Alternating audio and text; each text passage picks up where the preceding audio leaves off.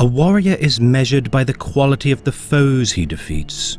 For years we have blunted our blades against lesser species and backwards primitives. But now this war, this glorious cataclysm, it presents us a chance to display for all eternity our perfection in the arena of war against the most formidable foe we shall ever face, our brother legionaries. And for this, we humbly thank him, our dear father, whose name we carry. The Primarchs of his Imperium were each crafted to exemplify the Emperor's, and by extension, humanity's greatest virtues and traits. Statesmen, generals, and orators, these individuals would unite the disparate fragments of humanity by using their unique, godlike power. Yet many of the Primarchs would fall from grace, with few more unfortunate than that of one of the most promising of his children, the Primarch of the Third Legion, Fulgrim. With the scattering of the Primarchs prior to the dawn of the Great Crusade, the gestation pod of the Primarch of the Third Legion would land on the mining world of Kimos. A bleak and pitiless world surrounded by a nebula of thick dust and soot, Kimos would be a harsh taskmaster of its people. Settled during the dark age of technology, the planet would be isolated by warp storms from the wider civilizations across the stars. Illuminated in perpetual twilight, Kimos' citizenry would labor day and night without pause to create enough resources for their survival. Thick with harmful vapors, the fortress factories of the world would demand ceaseless toil from its people, should they all wish to prevent a global starvation. With trade almost impossible between neighboring planets, the Kimosians would accept their dour fate of doomed rationing and endless hard labor. Yet with the arrival of the Primarch to the planet, a renewal of its fortunes would commence. Discovering the beautiful child, the policing force known as the Caretakers would beg Kimos' leaders of Kallax, the Executives, to spare the child's life. Orphans of Kimos were routinely culled to prevent further strain on the planet's dwindling resources. Yet fortunately for the young Primarch, the Executives would allow a member of the Caretakers to raise the child. Naming the boy Fulgrim after the Kimosian legend, it would not be long before the young Primarch would be tasked to labor within the mines of his new homeworld. Maturing quickly, Fulgrim would be sent to work within the labor mines of the planet. Quickly understanding the faltering and obsolete equipment of the factory, Fulgrim would modify and improve upon their designs. Dramatically increasing the machine's yield, it would not take long for the executives of the factory to take notice of the genius child diligently improving the lot of his people. For 15 years, Fulgrim would tinker with the machinery and be promoted to the rank of an executive of the fortress factory of Kallax.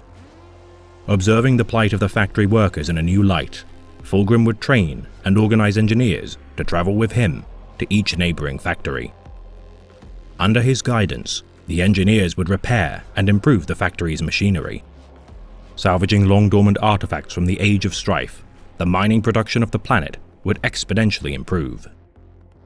Allowing for free time to construct new machines to further improve efficiency to the factories, Fulgrim would overhaul the entire planet's infrastructure and living standards. Creating surpluses and reducing pollution, Kimos' trade routes would begin to burgeon, and within a few years, Fulgrim had ascended to become the ruler of the planet. The only Primarch to rule his homeworld with peaceful means, Fulgrim would prove to be a compassionate, kind, and dependable boon to the people of Kimos. Yet with the arrival of the Emperor of Mankind to the planet, Fulgrim would resign his mantle of rulership. Falling to his knees once in audience of the Master of Mankind, Fulgrim would pledge himself and his homeworld in service to the Imperium. Swearing to serve the needs of his Imperium with all his heart, Fulgrim would accompany his father to Holy Terra. Learning of the slow decline of the Third Legion in his absence, Fulgrim would address his remaining 200 Astartes. So inspiring was his speech, the Emperor would give the title of Emperor's Children to the Third Legion and gift them the right to bear his own Imperial Aquila on their armor. Wearing the double-headed eagle with pride, the Emperor's Children, under the command of Fulgrim, would venture forth to prove their worth in the eyes of the Imperium. Burdened with the responsibility to prove themselves worthy of the Emperor's favor, Fulgrim and his legion would strive to become paragons of humanity. Seeking perfection in not only battle, but also culture, the Emperor's children would champion artistry and aesthetic splendor in their dealings as a legion. Embodying the traits of beauty, poise, and elegance, Fulgrim would demand a high standard of regal bearing within his legion. Strengthening their resolve and bolstering their dwindling numbers, the Emperor's children would serve as aristocratic negotiators and public embodiments of the Imperium's will. Mentored closely by the Primarch of the Lunar Wolves, Horus Lupercal, the Emperor's foremost senior general would teach Fulgrim and his slowly rebuilding legion on the arts of war. With his teachings complete, and the 3rd Legion now at fighting strength, Fulgrim would anxiously embark to bring glory to his Emperor's children. Forming an unlikely, yet cherished friendship with the Primarch of the 10th Legion, Ferrus Manus, during the Great Crusade, the Emperor's most starkly contrasting brothers would work together on many campaigns to bring compliance to the galaxy. Both masters of craftsmanship, alchemy, and scientific genius, the Primarchs would further strengthen their bond with a contest of skill. Crafting weapons fit for a god of war, the Phoenician and his affectionately named Gorgon would create weapons of legendary splendor. Ferrus Manus would craft the sword known as Fireblade, wreathed in flame alike to the Emperor's own personal weapon, whilst Fulgrim would construct Forgebreaker, a warhammer capable of sundering mountains in hands strong enough to wield it. Deferring each other as the winner of the contest, as a sign of respect, the two Primarchs would gift one another their mastercrafted weapons. Carrying them into battle, legends would be sung of the two like-minded brothers charging into battle with their weapons aloft and legions at their vanguard. Yet unfortunately, such a bond would be tested and fractured with the betrayal of the Imperium by the Primarch of the 16th Legion, Horus Lupercal. As the War Master of the Imperium began his slow descent into the thrall of chaos, Fulgrim would begin his own corrupting pilgrimage. Leading the 28th Expeditionary Fleet during the conquest of the Lairan species, Fulgrim would begin to be enticed by the influence of the ruinous powers. Known to the Imperium as the planet 28-3, the Lair Xenos would guard the resource-rich planet from Imperial advances. Dispatching his Astartes, Fulgrim would descend upon the planet and begin the slow month-long extermination of the serpentine Lairan Xenos. Discovering a strange temple within the coral nexus of the ocean planet, Fulgrim would investigate the structure. Unknowingly stepping into a temple devoted to the chaos entity known as Slaanesh, Fulgrim would find within the heart of the temple a peculiar artifact. The Demon Blade, known as the Blade of the Lair, would call to Fulgrim. Whispering subtle treacheries into Fulgrim's very soul, the Primarch of the Emperor's children would claim the blade as his own. Relegating Fireblade, his most prized symbol of his most cherished brother, and favoring the Lair Blade in battle, the influence of the greater demon within the sword would grow exponentially. Wrongly interpreting the intrusive thoughts of the demon as his own subconscious, Fulgrim's descent into madness would be assured. With Horus Lupercal's corruption by the ruinous powers complete, the War Master of Chaos would call to his likewise damned brother to join his betrayal of the Imperium. Heeding the call of his brother and once mentor, Fulgrim would begin his ever-worsening descent into madness with the persecution of the Diasporex. The Iron Hands, led by their Primarch Ferrus Manus, would be tasked with achieving compliance with the human elements of the Xenos-Human coalition known as the Diasporex. With the Diasporex declining the invitation to join the Imperium, the Iron Tenth would begin their purge of the civilization. Competent in naval warfare, the Diasporex would prove a difficult foe to destroy. Calling to his most stalwart allies, Ferrus would petition aid from Fulgrim and the 3rd Legion to add their blades to the fight. Together, the Iron Hands and Emperor's children would crush the Diasporex, but not without Fulgrim's ego being damaged due to his own reckless actions. The malevolent influence of the Lair Blade would feed Fulgrim's resentment of his brother's selfless and heroic actions to aid his forces. With the Diasporex slain, Fulgrim would travel to the ancient Eldar craft world of Ulthwé and be confronted by the Asuryani Farseer, Eldrad Ulfrane. Warning Fulgrim of the War Master's impending betrayal, Fulgrim would, with the influence of the Lair Blade, unleash his outrage at the Eldar's accusations of his cherished brother. With the aid of his Phoenix Guard, Fulgrim would slaughter Eldrad's Eldar retinue and cause the Farseer to retreat. Ordering his fleet to virus bomb several Eldari worlds, Fulgrim's rage would not be sated. Seeking answers from Horus in person, Fulgrim would, despite his objections to Eldrad's assertions, succumb to the charisma and charm of the War Master and join in his plot for rebellion. His respect for his second closest brother, enough to turn his back on the Emperor.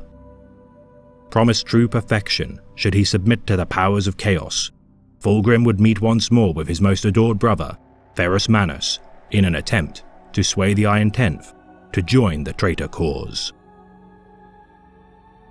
Upon the world of Kalanides IV, the Iron Hands wrested control of the planet from the Orc menace. Meeting with Ferrus Manus, Fulgrim would naively declare his allegiance to the plot to destroy the Imperium.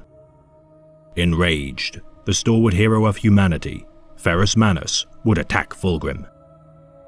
His duty to the Imperium and loyalty to the Emperor as unshakable as iron, Ferrus would destroy his once bond of kinship, Fireblade, from Fulgrim's grasp with his own hands.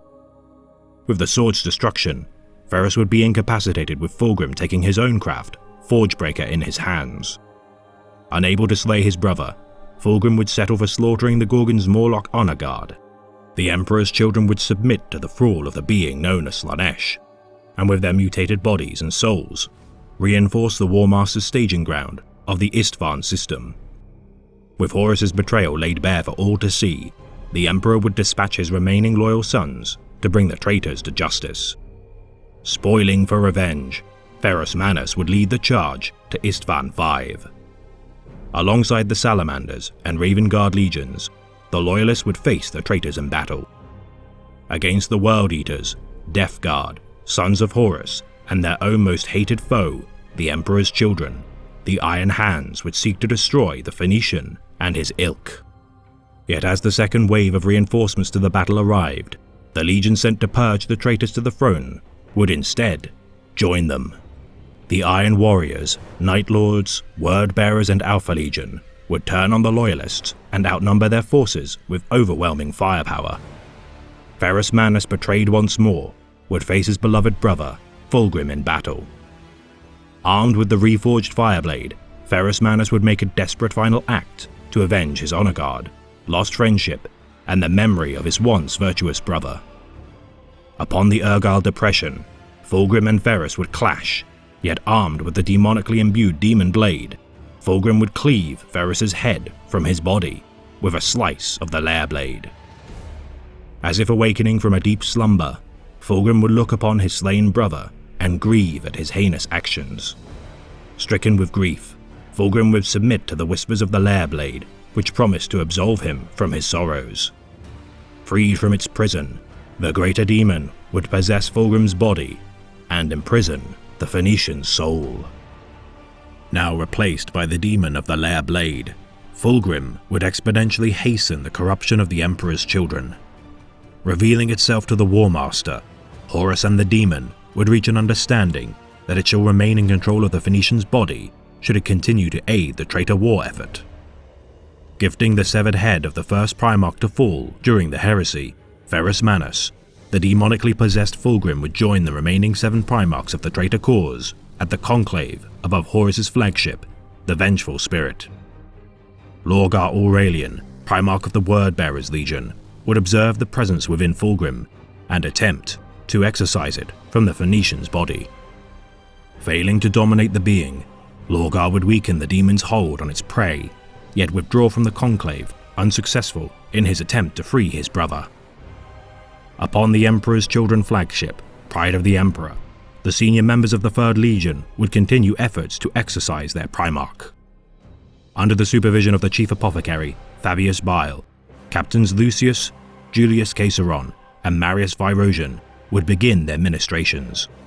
Freeing their Genefather from the demon's clutches, Fulgrim would reveal himself to be biding his time and understanding the creature from within. Spurred to take the demon unawares, Fulgrim would dominate the entity and resume control of his body. Now armed with an intimate understanding of the foul inner workings of demonology, Fulgrim would petition aid from the 4th Legion Primarch, Perturabo, to accompany him on a journey to explore his newfound understanding. A journey to the Crone World of Idris. Alongside the Iron Warriors, the Emperor's children would venture into the heart of the Eye of Terror. Promising the Lord of Iron a wondrous power of immense value within the Ocularis Terribus, Fulgrim would not divulge the true intention behind their voyage. Despite enduring an ambush perpetrated by the shattered Legion Astartes of the vessel Sisypheum, the Primarchs would continue their traversal to the Crone World. Upon the world of Idris, Fulgrim would discover the tomb of the so-called Angel Exterminatus within the sepulchre of Isha's Doom. The distilled essence of the countless perished souls rent from the birth of She Who Firsts, the orb of jade light would shine ablaze alike to a miniature sun. Draining strength from his brother, Perturabo, Fulgrim would harvest the power of the Hollow World and the Lord of Iron to achieve his apotheosis. Reborn as a demon prince of Slaanesh, Fulgrim's skin would mutate into a 4-armed, serpentine creature. Departing from the planet with his Emperor's children, Fulgrim's ascension would be bought at the cost of the ever-dwindling loyalty of his brothers. Further influencing his legion to become ever more debased and mutated, Fulgrim would wage war for the remainder of the Horus Heresy as a distracted, stimuli-obsessed monster. For even during the final battle of the war, the Siege of Terror, Fulgrim and his legion would busy themselves not with direction, discipline or focus, but with the torture and mutilation of the civilian populace. The traitor war effort would fail, in part due to the 3rd Legion's wanton indulgencies, and force Fulgrim and the Emperor's children to retreat into the Eye of Terror. Abusing and depleting their captured slaves, the Emperor's children would seek new prey to enact their perversions. Fulgrim would lead his fragmented and wayward sons to ever more heretical pursuits of indulgences. The traitors would turn on one another, as all duplicitous betrayers unbound from honor and discipline are wont to do. With the Legion Wars incurring a heavy toll on every traitor legion, the Emperor's children would not be spared such losses. Devolving into small war bands, Fulgrim's lack of leadership or grand objective would divide his once proud legion. Though whilst the 3rd Legion may be divided and without direction, the Demon Primarch's influence still brings ruination to the galaxy.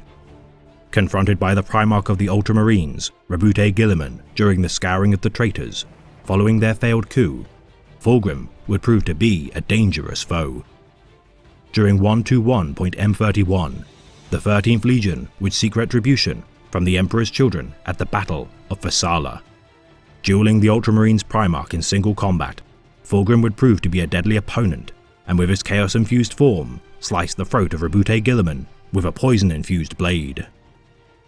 Damning Guilliman to a 10,000-year stasis-fueled slumber within Macragge's Temple of Correction, the Phoenicians' actions would deal the Imperium a fatal blow which would be felt for millennia.